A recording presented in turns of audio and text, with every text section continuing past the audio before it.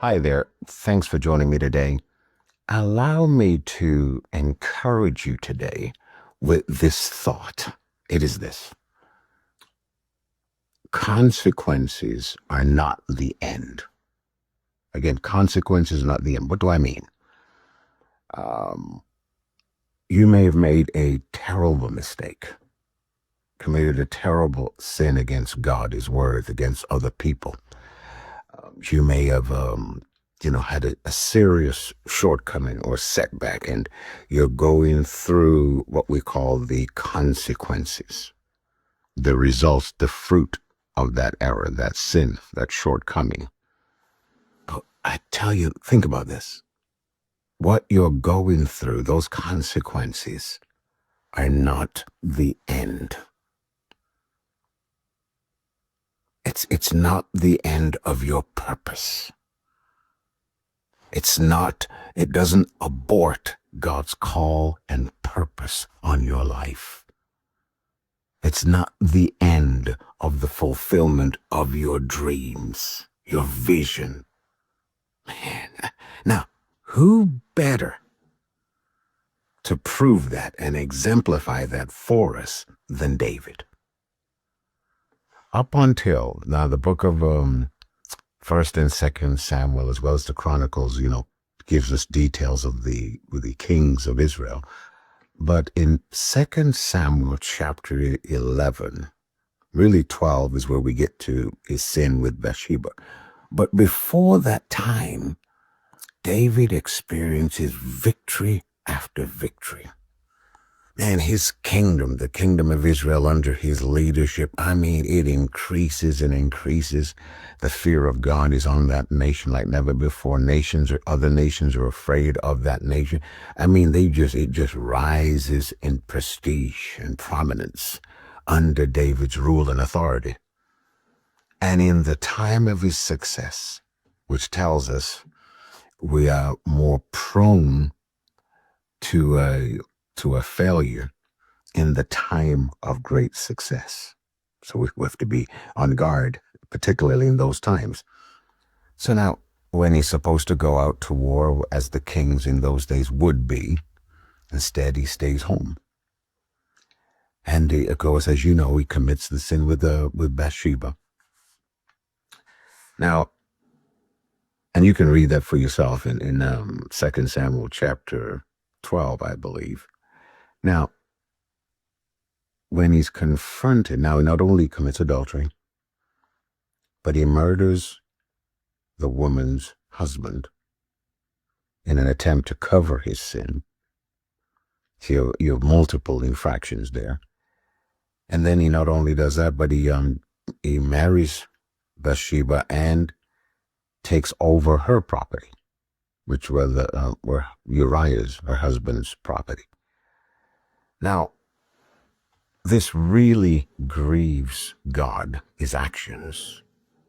Because remember, David had revelation and knowledge of not only God's heart, but his word.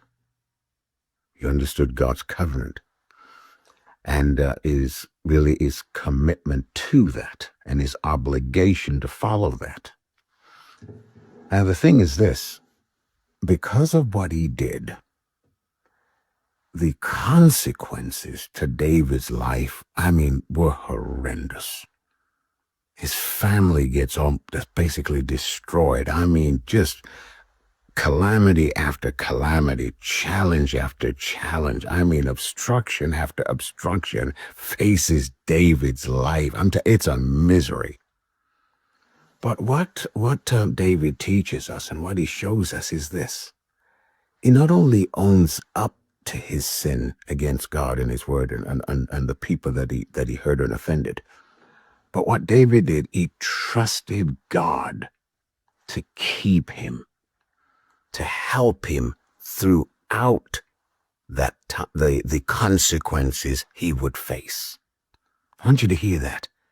So he trusted God to help him to go through the consequences, though bitter and hard and terrible many of them were. And what you need to be reminded of is this: Many people think that, because they don't read the whole story, David's life ended with his sin. That wasn't the end.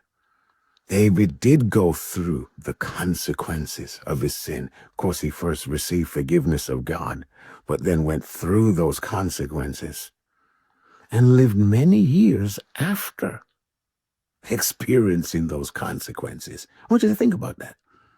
Now, one of the consequences was that his own son, who he loves dearly, Absalom, rises up and takes away his kingdom. Think about it, his own son. I mean, the one he loved the most, took over his kingdom, did some terrible things against his father David. Now, of course, he witnesses the death of his own children, just terrible things happen to David. But he experienced, think about that, trust in God, going through these consequences, trusted God. You know what happened? He saw the restoration of his kingship. Think about that. He also experienced, now he had certain victories and the elevation of his kingdom, of his authority, of his rule of that nation under his hand.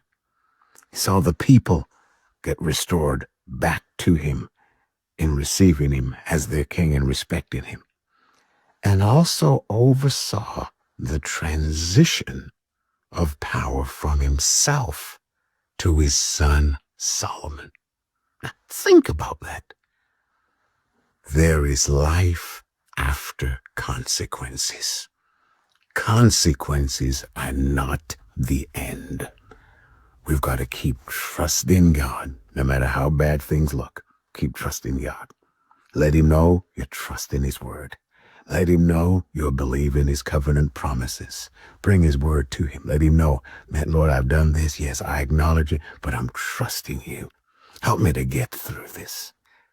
I believe God's promises concerning his call. Things he's put in your heart. Continue to believe him, to bring it to pass as you obey him and trust him. Consequences are not the end. There is life. Man, a beautiful life after consequences. Check out the link below. Share this with your family, friends, and anyone you believe would be blessed by it. And I'll see you real soon. Thanks again.